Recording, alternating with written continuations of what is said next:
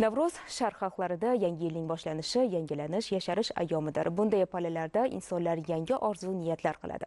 Amaliy ishlarni rejalashtiradi. Chindan ham yangi hayot uchun, yangi O'zbekiston uchun degan ezgu g'oya atrofida birlashgan xalqimiz hayotida ushbu ayyom ajralmas o'ringa ega.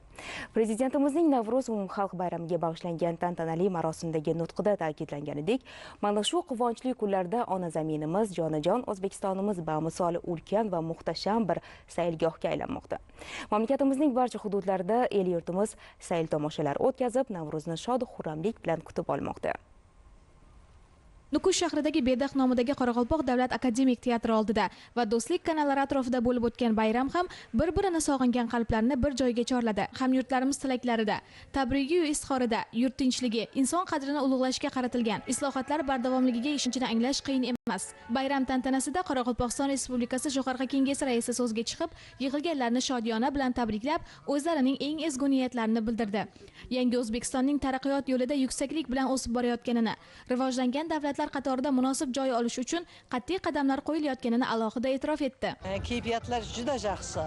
Bu Navro'z bayramida bu yoshlarga ham ulkan tarbiyalik qasiyati bor Navro'z bayramining.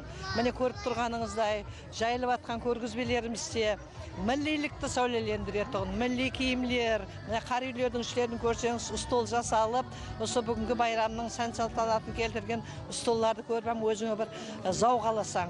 Xalqimizning amanchiligi, shang'arag'imizning amanchiligi, shunday tinchlikda jasab, shunday bayramlarni bayramlaw nasib etsin. Vatanga bo'lgan muhabbatni tarannum etuvchi ozod yurtda yashash mamnuniyati ila kuylangan qo'shiqlar tantana ishtirokchilariga yorqin taassurotlarni ulashdi.